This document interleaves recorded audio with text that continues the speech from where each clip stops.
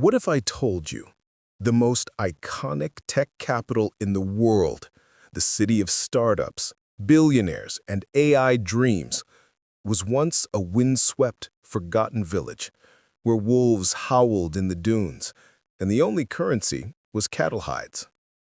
What if this city, now worth trillions, was once so insignificant Spanish maps labeled it useless?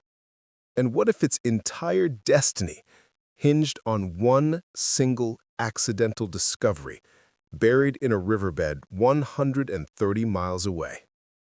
San Francisco doesn't just have a history. It has a myth, a legend, a fever dream carved into cliffs and fog. Today, it's the beating heart of Silicon Valley, where code is king, venture capital flows like wine, and innovation reshapes the globe. But rewind 200 years, and you'll find a ghost, a place with no name, no roads, no future, just sand, wind, and silence. This is the story of how a forgotten coastal outpost, dismissed by empires, ignored by kings, became the most improbable boomtown in human history, only to burn, quake, rebuild, rebel, rise again, and then, somehow, become the engine of the digital age. But before the gold, before the tech, before the earthquakes and the hippies and the billionaires, there was something else, something older, something sacred, something stolen. Long before the first European boot crunched into the dunes of what we now call San Francisco, this land belonged to the Ohlone. Not one tribe, not one chief, but dozens of autonomous, interconnected communities, stretching from the southern shores of the bay to the redwood forests of the north. They called themselves the Ramayutush, the Chochenyo, the Alamu. Their languages were as varied as the tides. Their villages, small, sustainable, deeply spiritual, dotted the hills and valleys like beads on a sacred necklace. They did not own the land. They belonged to it. The Ohlone lived in harmony with the rhythm of the bay, fishing for salmon and sturgeon in the estuaries, gathering acorns from the live oaks, hunting deer in the coastal scrub. Their world was rich, not in gold or silicon, but in stories, in ceremony, in balance.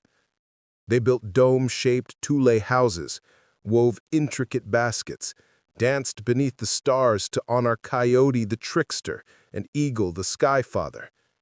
Their medicine men, the shamans, could read the wind, the water, the flight of birds. They knew when the salmon would run, when the fog would lift, when the earth might tremble. And tremble it did. Centuries before the 1906 quake, the Ohlone felt the land shudder beneath them. They told stories of the Earth Woman turning in her sleep, of mountains cracking open, of the sea pulling back, then rushing forward. They survived, because survival was their art. But their greatest test was not the Earth, it was the strangers. The year was 1769. While the American colonies simmered with revolution and Paris glittered with enlightenment, a small band of Spanish soldiers and Franciscan friars trudged north through the wilds of Alta California. Led by Gaspar de Portola, a man more bureaucrat than explorer, they were searching for Monterey Bay. They missed it. Instead, on November 4th, 1769, Scout José Francisco Ortega crested a ridge and gasped. Before him, a vast, shimmering bay, ringed by green hills, filled with islands, teeming with life. He had no idea what he was looking at. Neither did Portola. They called it Bahía de los Santos, Bay of the Saints. They didn't even realize it was the greatest natural harbor on the Pacific coast of North America. They kept walking, didn't settle, didn't build, didn't claim, because to them, it was useless. No gold, no silver, no fertile plains for wheat. Just sand, wind, and savage natives. Spain's empire ran on extraction, on mines, on plantations, on ports that shipped treasure back to Madrid. San Francisco Bay, a scenic dead end. So, they moved on. But not for long. By 1776, the same year the Declaration of Independence was signed in Philadelphia, Spain finally planted its flag. On June 29, 1776, Father Francisco Palou raised a wooden cross on a windswept hill overlooking the bay. He called it Misión San Francisco de Asís, later known as Mission Dolores. Beside it, Lieutenant José Joaquín Moraga built the Presidio, a military fort meant to protect the mission and control the natives. This was not colonization. This was conversion by force. The Spanish mission system was a machine, designed to erase, replace, and rebuild. Alone children were taken from their families, forced to wear woolen clothes in the California heat, forced to pray to a nailed man on a cross, forced to work the fields, build the walls, ring the bells. Disease followed. Smallpox, measles, influenza. The Alone had no immunity. Their population, estimated between 10,000 and 20,000 before contact, collapsed. By 1830, fewer than 2,000 remained. Those who survived were baptized, given Spanish names, forbidden to speak their languages, forbidden to dance their dances, forbidden to honor their ancestors. The land that once whispered with Alone songs now echoed with Latin hymns and the crack of the whip. In 1821, Mexico won its independence from Spain. Overnight, California became Mexican territory. The missions, secularized, broken up, sold off. The Presidio, neglected, underfunded, half abandoned. Suddenly, the land around the bay was up for grabs. Mexican governors handed out massive land grants, ranchos, to loyal soldiers, friends, and cronies. Tens of thousands of acres, for free. One such grant, Rancho Las Camaritas, covered what is now the Mission District. Another, Rancho Potrero Nuevo, became Potrero Hill. The Olone, now landless, homeless, invisible. Some worked as laborers on the ranchos. Some faded into the hills. Some married into Mexican families. Some simply disappeared. The city that would become San Francisco still didn't exist. Just a scattering of adobe huts, a crumbling mission, a sleepy military outpost, and a harbor waiting. The 1840s changed everything. American trappers, traders, and opportunists began drifting into Mexican California. They liked what they saw: the climate, the soil, the space. They wanted it. In 1846, as war broke out between the U.S. and Mexico, a ragtag band of American settlers in Sonoma staged a rebellion. They raised a homemade flag with a grizzly bear and the words California Republic. It lasted 25 days. Then the U.S. Navy arrived. On July 9, 1846, Captain John B. Montgomery sailed the USS Portsmouth into San Francisco Bay. He rowed ashore at the tiny settlement known as Yerba Buena, a cluster of shacks and saloons near Portsmouth Square. There, he raised the American flag. No battle, no bloodshed, just a flag and a proclamation. California was now American. Yerba Buena, named for the mint that grew wild along its creeks, was a backwater, a port for hide and tallow ships, a stopover for whalers, a place where drunken sailors brawled in the mud. Population? Fewer than 500. Buildings? Maybe 40. Streets?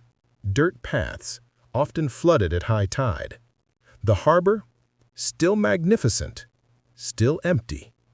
And then, but here's the twist. The man who would ignite the fuse that blew this sleepy village into a global metropolis didn't even live in California.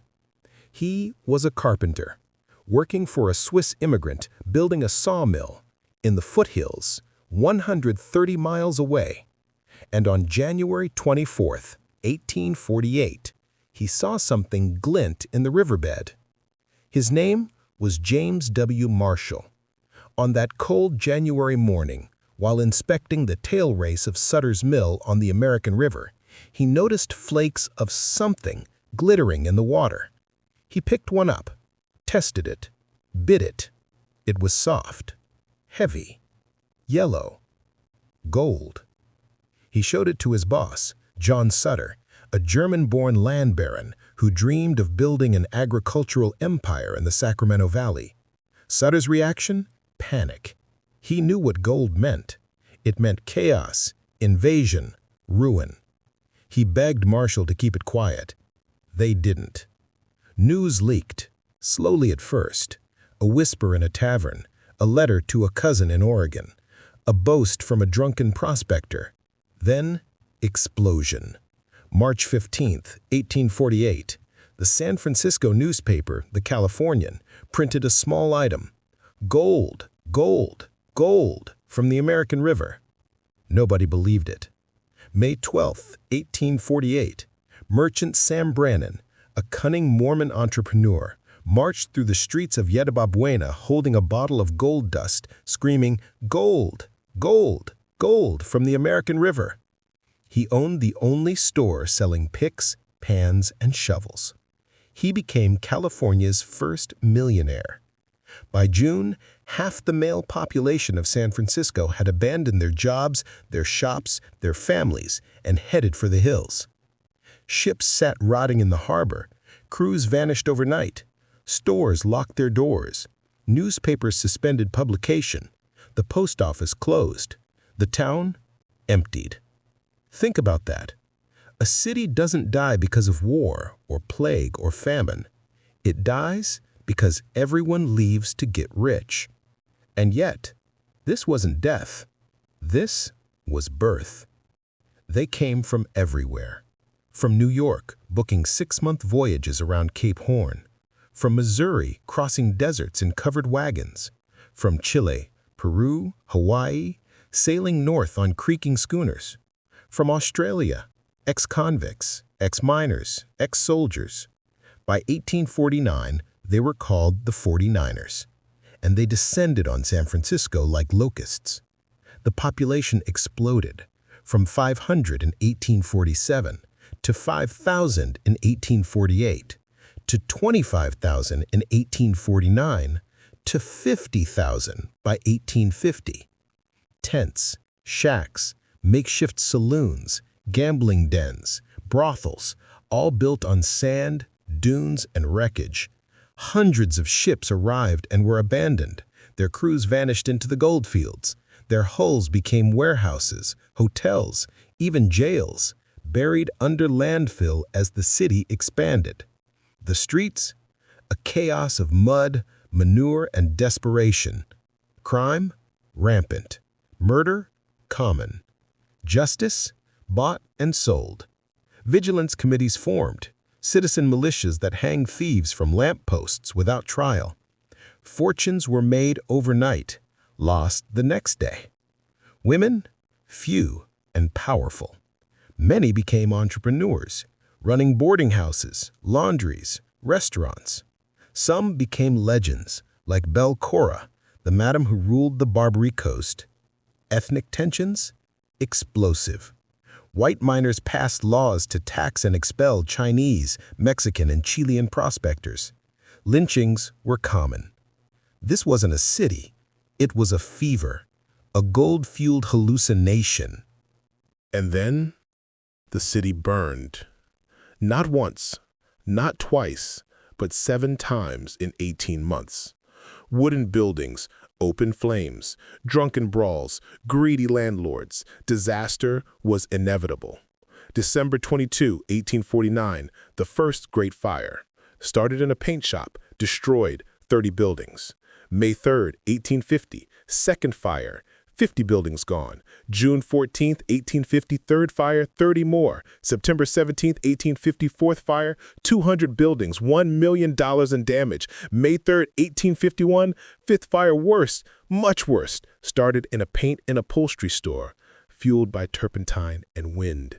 Burned for 10 hours, destroyed 18 city blocks, 2,000 buildings, $12 million in damage, more than the entire U.S. Treasury held at the time, 20,000 people homeless. And still, they rebuilt. Faster, stronger, with brick and iron. June 22, 1851, sixth fire, smaller, contained. And then, May 4, 1851, seventh fire, the final warning. After that, the city invested in fireboats, hydrants, professional fire departments. They learned, they adapted, they refused to die. October 29, 1850, California became the 31st state. San Francisco? Its undisputed capital, financial, cultural, political. Banks opened, newspapers flourished, railroads planned. The U.S. Mint opened in 1854, turning raw gold into coins. The city incorporated, built sewers, paved streets, installed gas lamps. It attracted architects, lawyers, doctors, engineers. It built theaters, churches, schools. It became civilized. But beneath the polish, the wildness remained. The Barbary Coast, a strip of brothels, opium dens, and dance halls, pulsed with danger and desire. The Chinese community, segregated, exploited, but resilient, built Chinatown, the first and largest in North America. The Irish, Italians, Germans, Russians all carved out neighborhoods, brought their cuisines, their music, their feuds. San Francisco was no longer a town. It was a mosaic, a melting pot, a monster of ambition. But here's what they don't teach you in school. The gold rush didn't make San Francisco rich. It made it hungry. And that hunger would devour everything in its path. By the mid-1850s, the easy gold was gone. Placer mining, panning in rivers, gave way to hydraulic mining, blasting entire mountainsides with high-pressure water cannons. It worked, but it destroyed. Rivers choked with silt. Farmland buried, fish killed. In 1884, the Sawyer decision, a federal court ruling, banned hydraulic mining. Too destructive. Thousands of miners, now jobless, drifted back to San Francisco. Angry, broke, desperate. They didn't find gold. They found inequality. The city's elite, bankers, railroad barons, shipping magnates, lived in mansions on Nob Hill. The workers? Cramped in tenements, paid pennies, worked 12-hour days. Labor unrest exploded. The Working Men's Party, led by the fiery Dennis Carney, rallied crowds with the cry, "The Chinese must go." Riots, beatings, mass expulsions. The city's soul darkened. But San Francisco adapted. It turned from gold to goods. It became a manufacturing hub, producing everything from cigars to locomotives. It built the West's first public transit, horse-drawn streetcars, then cable cars. It hosted the first transcontinental railroad's western terminus, 1869. Suddenly, goods from Chicago, New York, Boston arrived in days, not months. The port boomed. Wheat, silver, timber, wine, and people. Immigrants kept coming, fleeing famine, war, poverty. Each wave reshaped the city. The Irish built the docks. The Chinese built the railroads. Then the restaurants, the laundries, the herbal shops. The Italians fished the bay and opened cafes in North Beach. The Jews opened department stores like Levi Strauss & Company. Yes, the jeans guy. San Francisco didn't need gold anymore. It had something better. Momentum. Here's what they don't teach you in school. San Francisco's greatest invention wasn't technology. It wasn't even gold. It was reinvention. Every time it was knocked down by fire, by greed, by racism, by economic collapse, it didn't just rebuild, it transformed. It took the chaos and made culture. It took the immigrants and made neighborhoods. It took the disasters and made laws. It took the desperation and made enterprise. The Olodi were erased, but their land became sacred ground for dreamers. The Spanish built a mission and planted the seed of urban life. The Mexicans gave away the land and created the canvas. The Americans stole it and turned it into a stage. The 49ers burned it down and rebuilt it in brick. The industrialists exploited it and funded its rise. The laborers rebelled and forced it to change. This city was never meant to last, and yet it outlasted empires.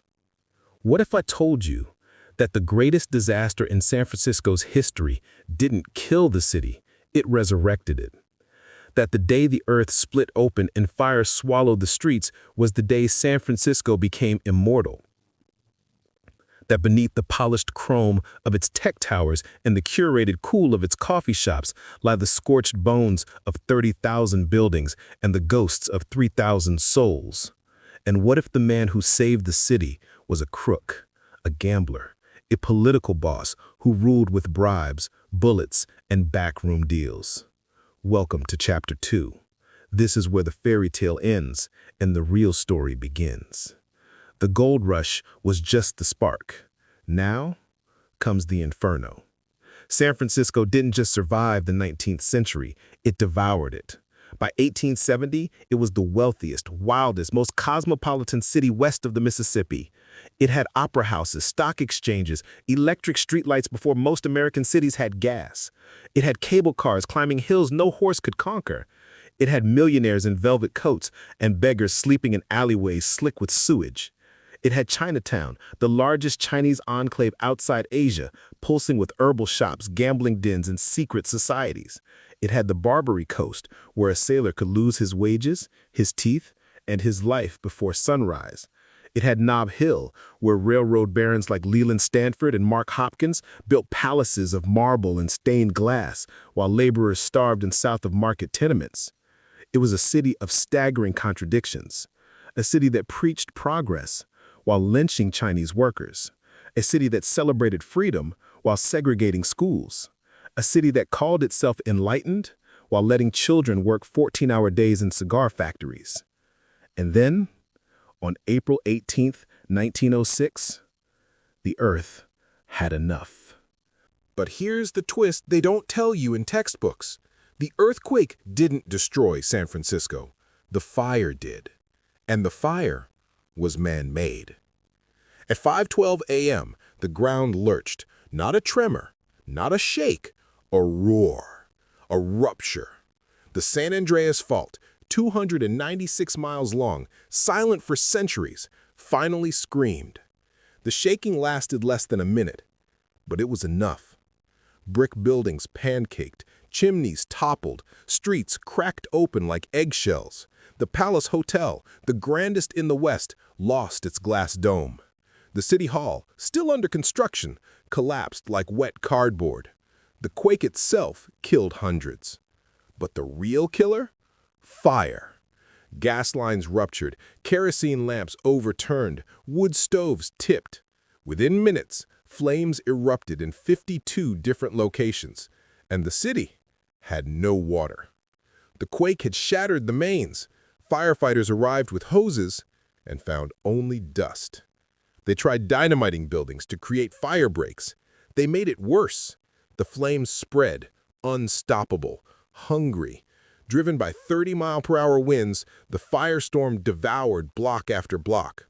It jumped from Russian Hill to Telegraph Hill, from the Embarcadero to Van Ness. It burned for 3 days. 3 days. By the time it ended, 500 city blocks, nearly 5 square miles, were ash. 30,000 buildings gone, including City Hall, the Opera House, the original Mission Dolores Church. The U.S. Mint survived, its thick granite walls shielding $300 million in gold and silver. The Ferry Building? Scorched, but standing, its clock tower a ghostly sentinel over the ruins. And the people? 300,000 homeless, out of a population of 410,000. Refugee camps sprang up in Golden Gate Park, the Presidio, even on beaches. Tents, makeshift shacks, soup lines. The smell of smoke lingered for weeks. Official death toll? 478. The real number? Closer to 3,000. The city fathers buried the truth. Didn't want to scare off investors. Didn't want the world to think San Francisco was finished. Because it wasn't. Here's the miracle. Before the ashes cooled, they were already drawing blueprints. Within days, Mayor Eugene Schmitz, a former violinist turned political leader, declared San Francisco is not dead. She will live again. And she did, but not because of politicians, because of hustlers, because of thieves, because of men like Abe Roof. Who was Abe Roof? A lawyer, a political genius, a corrupt mastermind. He ran the Union Labor Party, a front for the real power, the business elite who wanted cheap labor, no unions, and total control. Roof handpicked Schmitz as mayor, a man so pliable, so easily manipulated, that he once signed a city contract without reading it. Together, they ran San Francisco like a casino. Bribes for building permits, kickbacks for streetcar franchises, payoffs for police protection. They called it the system. And it worked. Until the earthquake hit. Disaster was their opportunity. While the city burned, Roof and Schmitz declared martial law. They banned the sale of alcohol, imposed a curfew, authorized summary executions for looters. They took control of relief funds. And then, they took control of the rebuild. Think about this. They rebuilt the entire city in just 4 years. No environmental reviews, no public hearings, no permits. Just cash, concrete, and corruption. By 1910, San Francisco looked new.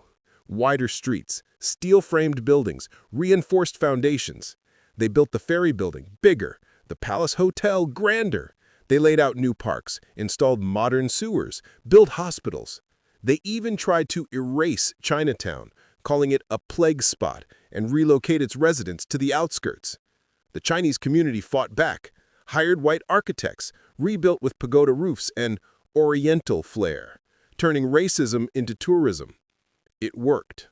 Chinatown became a spectacle and survived. Meanwhile, the poor pushed farther south, into the Mission, into the Fillmore. The rich moved west, to Pacific Heights, to Seacliff.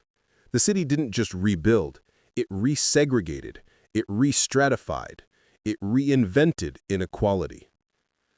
But something else was happening. Beneath the graft and the greed, a new soul was stirring.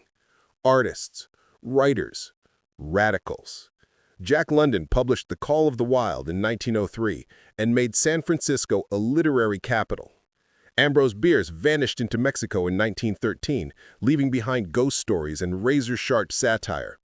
Poets gathered in North Beach cafes. Painters set up studios in abandoned warehouses. And then came the Bohemians. Here's the secret no one saw coming.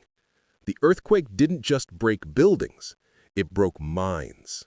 And from that break came freedom. In the 1910s and 1920s, San Francisco became a haven for misfits. Lesbian poets rented cottages in Telegraph Hill. Gay men opened discreet clubs in the Tenderloin. Anarchists published manifestos in basement print shops. Feminists marched for suffrage and won. The city that once hung men from lampposts now hosted debates on free love and workers' rights. It was messy, chaotic, beautiful. And it set the stage for what came next. Because while the city partied, the world was changing. The 1929 stock market crash hit San Francisco hard. Banks failed, factories closed, unemployment soared. The poor got poorer. The rich built higher. They erected the Pacific Stock Exchange, the Russ Building, the Hobart Building, all gleaming temples to capitalism. And then, war. December 7th, 1941, Pearl Harbor. Overnight, San Francisco became a fortress. The Presidio swelled with soldiers. Shipbuilders in Hunters Point worked 24-hour shifts. The Bay Bridge lit up with blackout curtains. And Angle Island, once an immigration station, became a POW camp. But the war did something else. It brought people. 200,000 new residents flooded in, mostly to work in shipyards and factories. Among them, tens of thousands of African Americans from the South, fleeing Jim Crow, seeking jobs. They settled in the Fillmore, turning it into the Harlem of the West. Jazz clubs, blues bars, black-owned businesses. It was a golden age. Until it wasn't. After the war, they turned on them. Urban renewal, a polite term for demolition, bulldozed the Fillmore. They called it slum clearance. It was ethnic cleansing. 70,000 people, mostly black, displaced. Their homes? Replaced by sterile housing projects or parking lots. The city didn't just forget them. It erased them. But here's the twist of fate. The same war that destroyed the Fillmore gave birth to Silicon Valley. During World War II, Stanford University professor Frederick Terman noticed something. The government was pouring billions into defense technology, radar, radio, early computers, and all of it was being developed in labs, not factories. Terman had an idea. Why not turn Stanford's unused land into a research park? Why not lure engineers, not with gold, but with patents? In 1951, he opened the Stanford Industrial Park. Hewlett-Packard moved in, Varian Associates, General Electric, Lockheed. They needed brains, not brawn. They hired physicists, mathematicians, electrical engineers. They paid them well, they gave them freedom. And slowly, quietly, the soul of the region began to shift. From docks to desks, from cargo ships to circuit boards, from unions to startups. But San Francisco itself, still clinging to its past. The 1950s were a time of conformity. Men in gray flannel suits, women in aprons, children in school uniforms. The city tried to sanitize itself. It raided gay bars, shut down jazz clubs, bulldozed blighted neighborhoods. It wanted to be respectable, clean, orderly, American. But the kids had other plans. What if I told you the most revolutionary act in 20th century America didn't happen in Washington? It happened in a park, in San Francisco, with flowers. It began in 1966. A group of poets, artists, and runaways gathered in Golden Gate Park. They called themselves the Diggers. They handed out free food, free clothes, free acid. They believed in a world without money, without police, without rules. They were the spark. Then came 1967, the Summer of Love. 100,000 young people, hippies, runaways, dreamers, flooded into Haight-Ashbury. They wore flowers in their hair, played guitars on street corners, dropped LSD like communion wafers. The city panicked. Mayor John Shelley called it an invasion. The police raided communes. The newspapers called them filthy freeloaders. But the world was watching. The Beatles visited. The Grateful Dead played free concerts. Janis Joplin howled into microphones. San Francisco became a symbol, not of wealth, not of power, of freedom, of rebellion, of possibility. And then it collapsed. By 1968, the Haight was a mess. Overdoses, homelessness, crime. The dream curdled.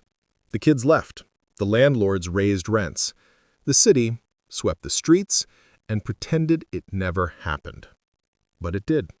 The Summer of Love didn't die. It went underground. Into the gay rights movement, into the Black Panthers who set up free breakfast programs in Oakland, into the environmentalists who fought to save the Bay from developers, into the feminists who opened women's health clinics, into the anti-war protesters who shut down the Oakland Army Terminal. San Francisco didn't just host a revolution, it became one. But revolutions have casualties. And in 1978, San Francisco paid the highest price. It started with hope. Harvey Milk, a gay Jewish camera shop owner, ran for supervisor. He lost. twice. Then, in 1977, he won. He became the first openly gay elected official in California. He gave speeches on the steps of City Hall. He fought for gay rights, for unions, for the poor. He carried a bullhorn, wore loud ties, smiled like sunshine. He believed in the city. Then, on November 27, 1978, he was shot. Twice in the chest, once in the head. By Dan White, a disgruntled ex-supervisor who snuck into City Hall through a basement window to avoid metal detectors. White also killed Mayor Moscone, a liberal ally of Milk's. The city exploded. Not in riots, at first, but in grief. Candles, marches, silence. Then, rage. When White was convicted of voluntary manslaughter, not murder, and sentenced to just 7 years, the city erupted. The White Night Riots, May 21, 1979, police cars torched, windows smashed, City Hall pelted with rocks. The police retaliated, raiding the Castro, beating gay men in the streets. It was ugly, brutal, necessary. Because San Francisco learned something that night. Progress isn't given, it's taken. And then came the plague. 1981, the first cases of a gay cancer appeared. Kaposi sarcoma, pneumonia, rapid weight loss. No one knew what it was. The government ignored it. The president didn't say the word AIDS until 1985. By then, hundreds were dead. In San Francisco, the death toll was catastrophic. The Castro, once a beacon of joy, became a corridor of grief. Candlelight vigils, empty apartments, obituaries filling newspapers. But the city didn't surrender. Activists like Cleve Jones created the AIDS Memorial Quilt, a patchwork of names, tears, and love. Doctors like Paul Voldberging turned San Francisco General into a sanctuary, not a morgue. Nurses held hands as patients took their last breaths. Volunteers delivered meals, cleaned homes, sat with the dying. The city didn't just mourn, it mobilized. It became the global epicenter of AIDS research, care, and activism. It saved lives. It changed medicine. It proved that love could be a weapon.